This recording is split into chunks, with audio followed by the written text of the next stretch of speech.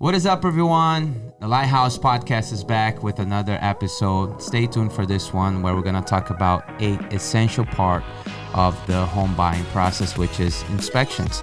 We're going to go over all aspects of, from a buyer's perspective, of how inspections are important.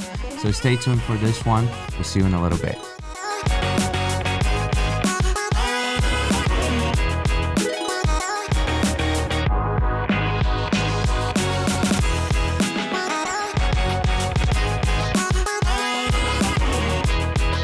Back, folks, and I would highly recommend for you to watch this episode until the end, because today we're going to talk about the 5 most common home inspections that you would be doing if you're purchasing a home in Connecticut.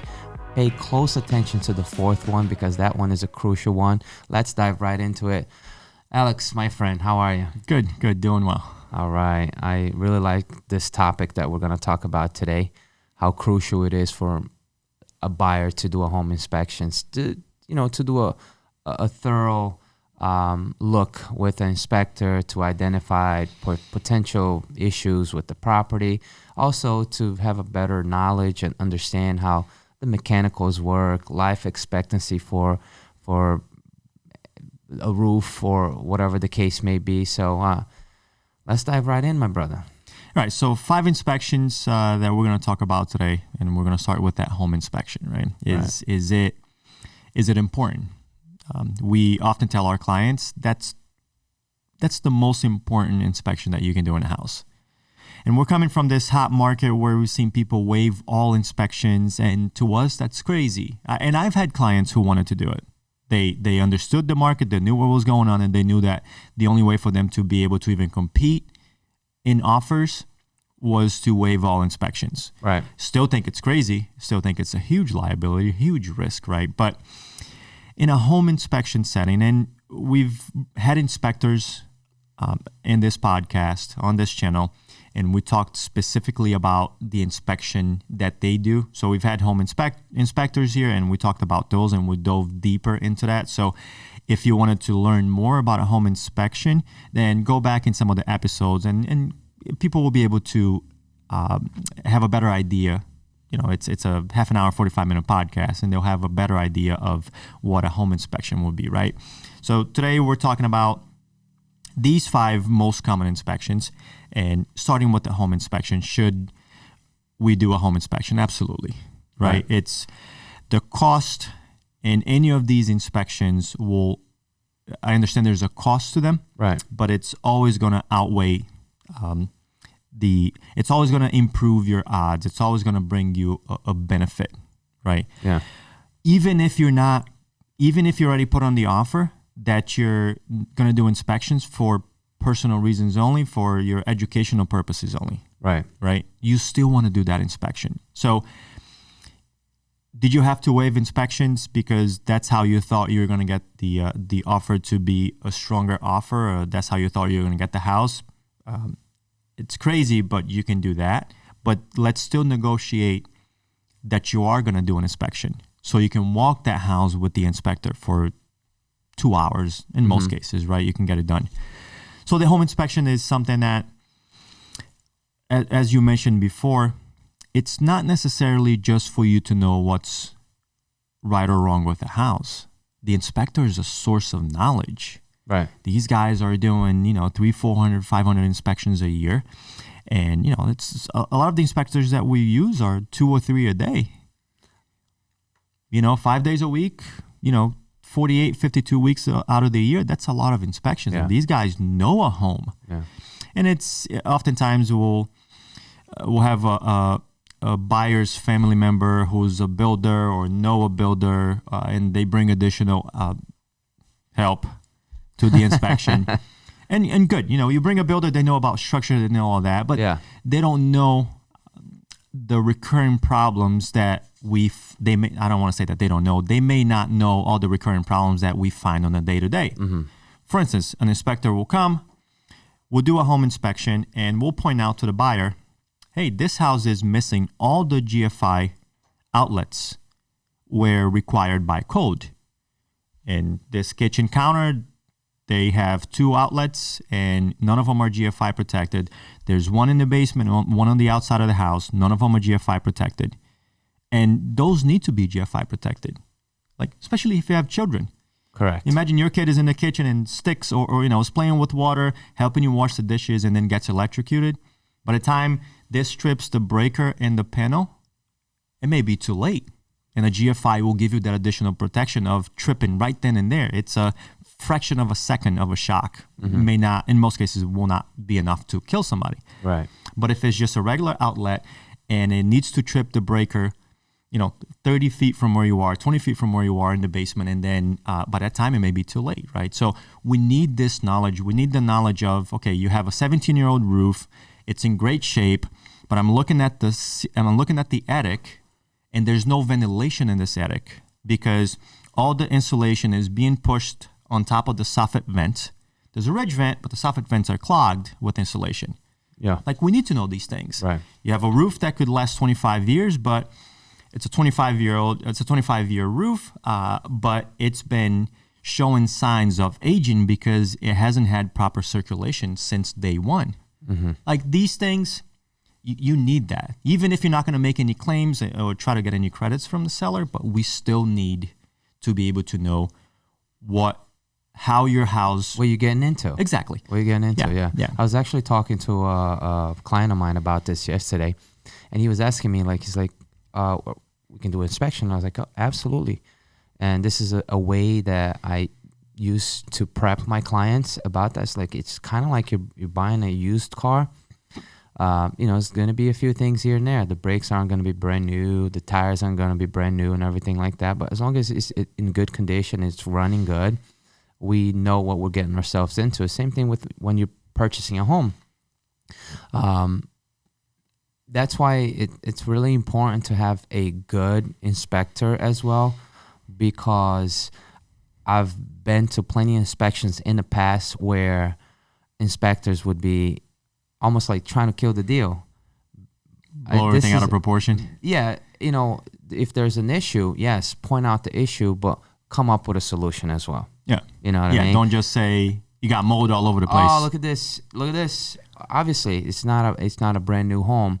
So I've had the pleasure and to work with a few inspectors that were very knowledgeable on what they were saying, and even if there was something wrong with the house, which is crucial for especially a first-time home buyer. What we have now is millennials, right? This is a majority of our this is our time. Our time. Yeah. So they've lived with their parents, or they were never into see how long a furnace will last, or they don't know about these things. So the inspector being he understands how important it is to give out that information, but also give some solutions. You know what I mean? Like, there's problems that could be fixed for a couple $100, and you just say there's a problem, and that's what will stay with that client. Yeah. There's a problem with the house. There's a problem with the house. But I totally 100% agree with you that even if it's for your the purpose of your own understanding, and you're not going to ask anything, because like you said, we are in a market where inventory is very low. So when you're purchasing a home, when you're putting in an offer, you're competing not with the seller, but 7 other people who are trying to put offers in that same house. And a lot of times people are being aggressive, like, oh, we'll do the inspections, but we're not going to ask for anything, or waiving inspections. So 100%. But let's move on to the next one. All right, so radon inspections. Radon inspections. The silent killer. What is radon? Let's just start with that. Radon is a gas, right? It's a byproduct of the decomposition of uranium inside of the earth. This gas comes up to the surface. And radon is everywhere. It's in a banana as much as it is in a granite countertop, right? I feel like you've explained that 1,000 times because that came out like... So as this gas is coming up to the surface, if you look at how the foundation of a house is built, you have the slab. Under the slab, you have the footing. So the footings will go much deeper below where your basement is. For instance, if your house has a basement or a crawl space, right? So footings go 3, 4, 5 feet deeper. So this gas comes in and it stays trapped between the footings and the slab, right? So, and eventually with the house settling, cracks will occur on the slab and the gas will make its way into your house. All right, so this gas is the number 2 leading cause of cancer. Most people don't know that. Yeah. Right? It's only behind cigarette smoking. Right? So it's amazing. It's actually very surprising that we don't talk about radon enough. We do it to our buyers and they fully understand that and they get their inspections and if the levels are high, then there's a quick way to remediate it. But it doesn't get talked about enough for the people who bought homes 20 years ago, 30 years ago, 40 years ago. Mm-hmm. And it surprises me because when we do a radon inspection in a house and those levels come up much higher than what the state recommends, those people living in the house have been subjected to high levels of radon all this time. So somebody may get sick 20, 30 years from now off of something that started here. Like doesn't smoke, no secondhand smoke and none of that. And then, but all of a sudden, lung cancer. Right. So because of that, the radon. Yeah. So it's an inspection that it's almost an automatic. We always want to do it. Chances are you're buying something with a basement, whether you use it or not. But sometimes you have a little family room down there. Sometimes you have an office down there, and you're in that basement a lot of times. You're breathing in that air. So usually that's where it'll be most common. Correct. Underground, like basement. So safe to say a lot of homes does not apply to this inspection, or is it something that could be done any home, anywhere? Correct. So if you have a livable space in the basement, then I would certainly say do it all the time, right? But radon decreases by 25% from one floor to another, right? So even if you don't use your basement at all, right? And then you're in the first floor, and the recommended measure from the state, the safe level is 4 pica. If you have a reading in the basement for 8 pica, that means that the reading on the main level may be around 6, which is considered unsafe by the state of Connecticut. And different states have different guidelines. Right. So in this case, even though you don't live in that basement at all, it's only a garage, but those gases may still be making it their way into the first floor. So my recommendation is usually the tests are $150, $175. You tack it to your home inspection costs. Right. I would always do it because in most cases, this is considered a health concern. So in most cases, you do the test, and if the test comes up higher, then it's almost a guarantee that the seller would fix it or give you credit for it. They'll remediate. And how, just maybe a ballpark, so we can see the contrast in between of the $150 to what it would cost if they never did that inspection. Then they found out a year later that they had. Now they got to spend what, a couple $1,000? $1,400. Okay. Yeah. There's a few companies in the state that are known for installing radon, and the remediation system is pretty basic, right? So they'll drill a hole through your slab. They'll put a PVC pipe in it. They'll seal it. And then they route this PVC pipe all the way to the outside of the house through the roof. And then in the middle of this pipe, there's a pump. And then this pump constantly pulls air from under your slab to the outside of the house. So really, nothing really gets trapped in there because this pump is constantly pulling that air out. Right. So it's a pretty simple system. Costs about new constructions by code have to have all the piping installed.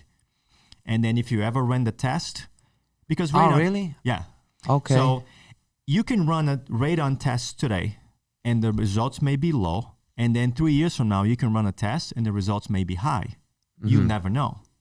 You can have super high results in your house, and your neighbor's house tested super, super low. We can't tell. It's a case by case. Some towns have more... Some towns are tested more frequently for it. But other towns or not. So you can't tell. So always run the test. And in new constructions, you have all the system installed with the exception of the pump. Find a way to put the pump in there. It's $400 or $500, and then you never have to worry about having high levels of radon. Yeah, it goes again to what I talked about in the beginning. Peace of mind. Yeah. Right. Yeah. All right. Radon, really important. Get that one. Silent killer. Yeah. Do the inspection. Check that box. And next, well and water. Yeah. This is So you've been to quite a few well inspections. Yeah, I have, and it is also another one that we always recommend because honestly, I've never encountered a situation like this where a well dried up. Have you? A couple of times. Yeah. You did? Yeah. Yeah, because that is the main reason why we get our well guys out there, and then now they're testing to see like how much water's coming out and everything like that. They will run it for maybe like about an hour. They're asking you questions: how many people are gonna live here? This and that, collecting all the data to see, look, this is you should be okay here. But I've been in a couple inspections where they said that, okay, just try to not go crazy. Yeah, like taking a shower and washing clothes at the same time. And that's why it's crucial to have that guy there, because he will give these tips of what to do. Because, again, if you're buying a house that there's a well and you don't know these things, now you go in the dark and you may run out of water and you don't know why. Yeah. With that comes the water samples, right? Like now they're looking for bacteria, if there's radon in the water as well. Yeah. So really, really important. For your well inspections, just like a quick rundown on what do you think it's the main, the most important things to look at, like the radon, the bacteria. What's your knowledge on that? Yeah, so on the well inspections that we do, going back to what you said, we want to make sure that well is producing enough water, right? That's the most important thing, right? Because a lot of the problems that may be in the water quality test could be easily resolved, but a well that's not producing enough water for your family will cost you a lot of money to be resolved, right? So we go test the well, the inspector starts running water, 30 minutes in, water dries up. The well dries up. So now what do? We're going to do the inspector is going to do what's called a recovery test. Okay, the well dried up, no problem. How fast can the well produce more water? And they have a way to calculate this as per state code. And if it's not producing water fast enough, then we have to address this, right? How can you address it? The cheap fix, which not every inspector or well company likes, is to install additional tanks inside of the house. There's storage tanks. Storage tanks, right? So little by little, your well is pumping water into those tanks, and you have an additional 1,000 or 2,000 gallons in those tanks. And when you need water, you're pulling from the tanks first, right? And then the pump will replenish the tanks. Yeah. So that's the quick way to do it. $4,000, $5,000, $6,000, $7,000 will get you that done. But most well companies will say you really got to do two things here. You got to frack the well, which basically you implode it to create more veins so more water can come in. Right. Or you got to drill deeper. Yeah. Fracking the well has a cost that it's a preset cost, but it's not guaranteed to work. They say, okay, it's going to take a couple of grand to frack the well, and they frack the well, and they give it a couple of days, and it's not generating any more water. Yeah. It's an investment that you're making that you don't know if there's going to be return to it. And then there's a cost of drilling the well, which is not preset. They'll give you a price per foot in most cases, and then they drill until they find more water. That same well? That same well. You know, so, and oftentimes you may not even get more water out of that well, and then you got to drill a well somewhere else. I've had one property where the well inspector just decided, let's just drill a well in a different place. Right. And of course, a lot of these guys have been in business for 30, 40, 50 years, right? Because there's not a lot of new people going into the well business. There's not a lot of new people going into the trades business at all. So what you get is good knowledge from only a few people, right? But that knowledge is golden because these guys have so many years of experience. Right. You know, Right. I think most of the well guys that I deal with have more experience than I have alive. Right. You know, so Yeah, and one of the things that I always on again prepping the client, especially with the internet today, I let them look, we're gonna have a well inspection on Wednesday. Go on YouTube, Google like how a well system works, like what needs to be done and everything like that. Because when you get there, now you have questions. And you can ask away, you know, the more that you understand, the more knowledge that you have towards that subject, the better off you would be. Yeah. And then the elements of the water quality test, which was the second part of your question, it's really the first thing you're looking for is bacteria, right?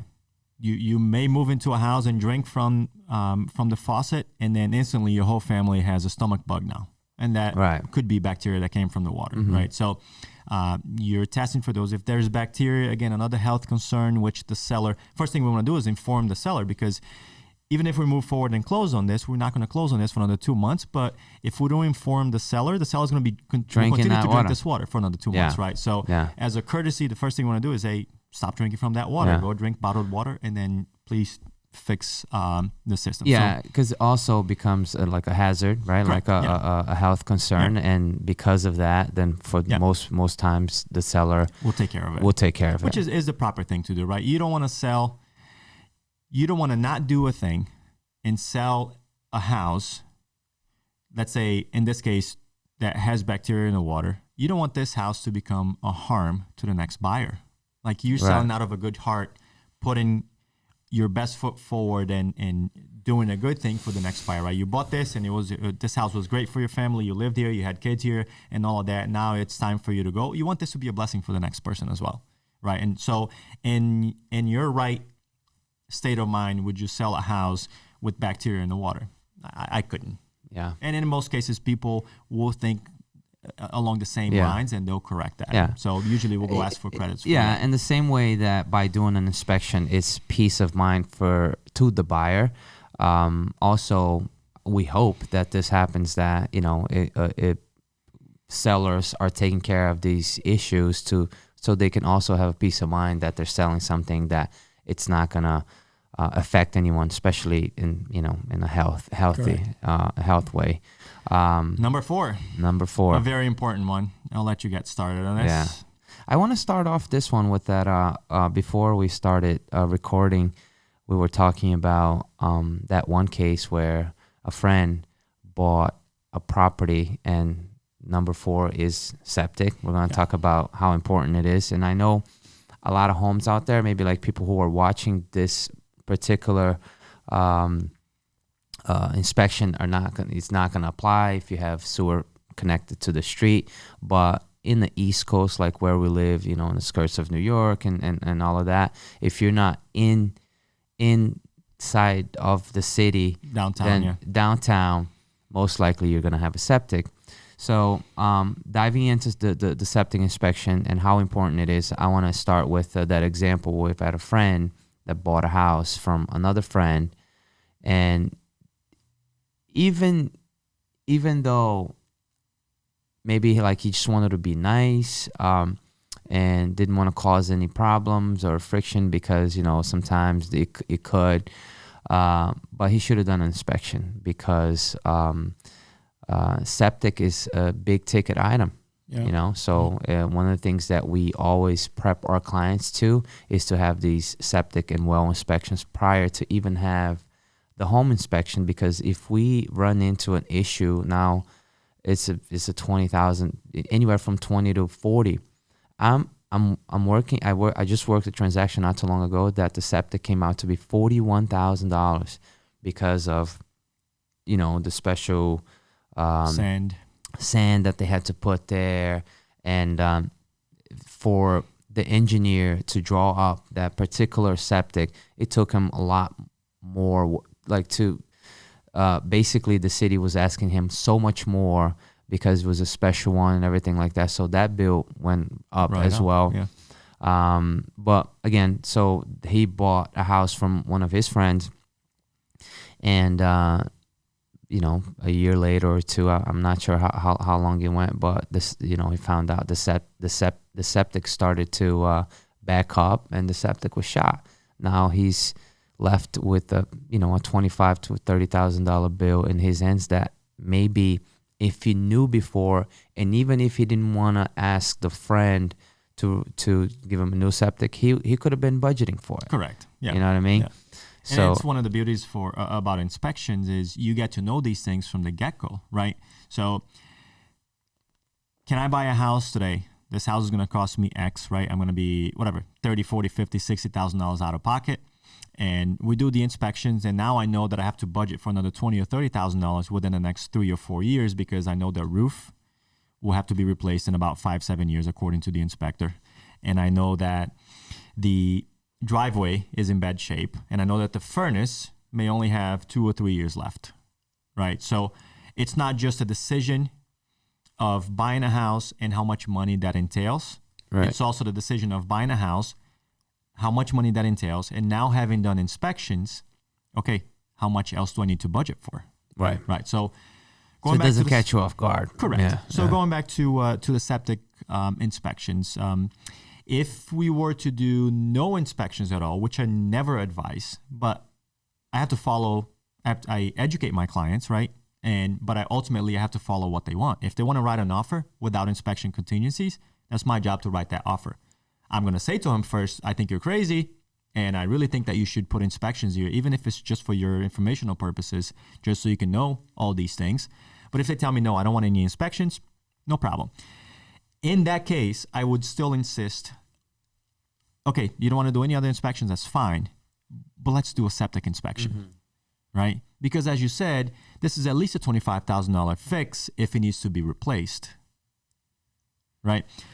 What are the usual issues that come with the septic system, right? So a lot of these homes in the area were built in the 60s and 70s, and they use concrete tanks. And then, of course, concrete deteriorates over time. So now the leaching fields may still be in good shape, but the tanks are failing, right? So an inspector will go there and will note that the tanks are failing and will recommend a new tank. Yeah. So a new tank, about $6,000, $7,000 in most cases, depending on where you are. The leaching fields are still good, right? So, okay, go there, replace the tank, no problem, and life is good at that point. The inspectors will give you a really good rundown of what you should or shouldn't do to a septic system. Don't go frying bacon on Saturday morning and then dump that grease down the drain. Yeah.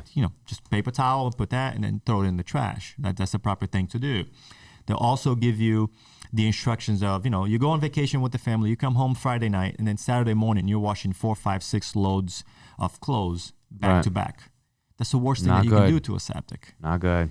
Right. So flush toilet paper, right? Or disposable wipes that are really never disposable. Right. Right. Flushable wipes. That's a big no-no. Yeah. And people don't know that. That's why it's so important to have a professional in there, like let them know. Yeah. A septic is crucial, man. Crucial because it's such a big ticket item. Yeah. Yeah. Last one on the list. You have more experience on this. I've never had to dig one out, but let's talk about underground oil tanks. All right. I know you've had a couple in your career that came up. And quite honestly, I learned how to do these inspections with you. I wouldn't, that's why it's important for new agents to have mentors, to be in teams. Don't be out there costing your clients $50,000 or more. Or more. But yeah, so the underground oil tanks. So that's how they used to the way that they built, like back in the days. They will put the tank underground. And who thought of that? Yeah. Who thought that putting metal in the ground would not rust that metal to a point where that tank would leak? Yeah. I just can't fathom it. Yeah. And to no benefit at all, because once they stopped doing that, all these oil tanks went actually in the basement, and we live well with the oil tanks in the basement. In almost every case, they don't bother anybody. Right. It's just there. It's not like it's taking up a huge amount of space or nothing. Right. But why did people in the 60s and 70s and 80s thought that we have this huge basement which is not finished, not being used for anything else, but let's put this oil tank on the outside? And there's got to be a logical explanation for it. Maybe they thought that the oil would leak inside of the basement. But it's a much easier remediation process if than it is underground, yeah. which you'll never see. Yeah, because now, yeah. In my experience, every time I go show at home, I enter that home. We look at the first floor, we look at the upstairs if it has one, and then we go down in the basement. And I'm explaining all these different things to my clients, furnaces, boilers, the differences in all of them. And as my clients are looking at the space and all the aesthetics and everything else, I'm already looking for an indication of an underground oil tank. Of course, this is not a home inspection. I'm just using my experience to figure out, should we pursue this transaction at all? And I'll say something, I'll draw a hard line. If there is indication for an underground oil tank, and if the seller doesn't have any paperwork that it's been removed, chances are we don't want to move forward with that transaction. Right. And then you can say, but what, you're not giving the seller an opportunity to remediate it. True. Let's talk about remediating the process, right? So your house has an underground oil tank. It really takes about $3,000 to pluck that tank out of the ground, right? You call an environmental company, they'll go in there and they'll dig it up. An environmental company has the obligation to call the fire marshal to come with them, because the fire marshal wants to make sure that soil samples are being taken and sent to a lab, because the town wants to make sure there's no contamination in the ground, right? So if there is contamination in the ground, contrary to popular belief, the seller doesn't have to remediate it. If it's commercial, you have to remediate it. If it's residential, you don't, right? But so now the buyer's stuck with that. But the seller has to disclose. Let's say in this case, if the seller did remove it themselves, the seller would have to disclose that there's contamination and we never remediated it. And then remediating the contamination is really digging up all the contaminated dirt and taking it away to a place or two that can accept it. You don't just throw it anywhere, right? That process, on average, in the state of Connecticut is $22,000. Wow. The average oil tank remediation in the state of Connecticut is $22,000. I've seen a $75,000 case. I've heard of a $212,000 case. 212? $212,000. Wow. 2 tanks underground that leaked for a long time. Yeah. Right. So, do we want to look for it? Absolutely. So, who looks for it? It's not going to be your agent, although I have the tendency of being on the lookout for it. But really, it's not my job, right? If I see it, then we're going to have that conversation right then and there. But the home inspector will look for indications of it. Right. And the indication is pretty simple. Usually you would have 2 copper lines on the foundation wall going to the outside. That's how we would start this conversation, is by noticing those 2 copper lines, right? Because those are the lines that came from the tank into the house to your boiler, to your furnace, right? So I'm looking for that in every basement that I walk, right? The other indication is the oil fill pipe going into the ground away from the house. Because usually a fill pipe is attached to the foundation, you fill it from the outside, and that oil will go to the inside into the oil tank. But if you have a fill pipe 2, 3, 4 feet from the house, buried into the ground, chances are there's an underground oil tank there, right? So again, not an agent's job, an inspector's job to find that out. Or how this becomes a standalone inspection is, if there's indication of it, the seller has no reports. We checked with the state, we checked with the town. Nobody has a report, but there's a clear indication that there may have been a tank. It was never, and that most likely was never removed or something. Correct. If you don't have any data on it, right? So in this case, we call a special. Can't use the word inspection here, can I?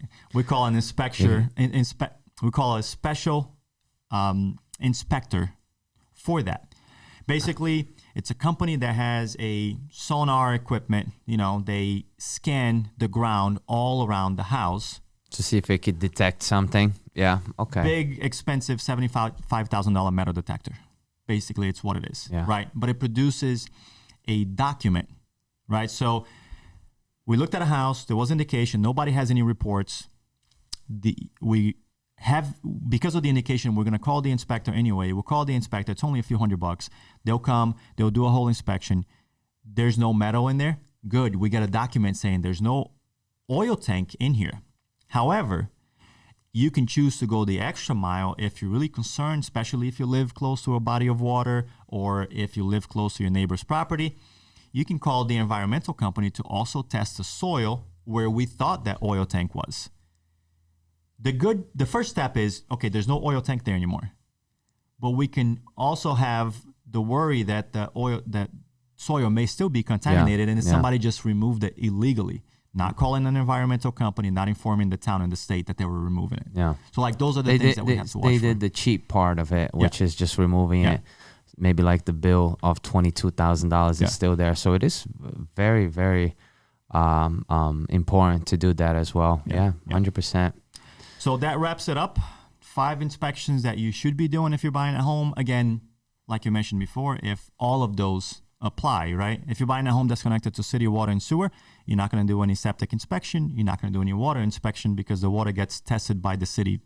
If it's city water, 20, 30, 50 times a day, right? You don't have to do a well inspection, right? But you still would be on the lookout for these other items that we talked about. Right. That's awesome. Thank you. You heard the man. We appreciate that you always are here in this channel with us. Just do us that favor, click that like button, share this with somebody that's maybe is looking to purchase a house right now that doesn't know the process. If you have any questions, reach out to us, leave a comment below, and we'll see you next time with the Lighthouse Podcast. Take care.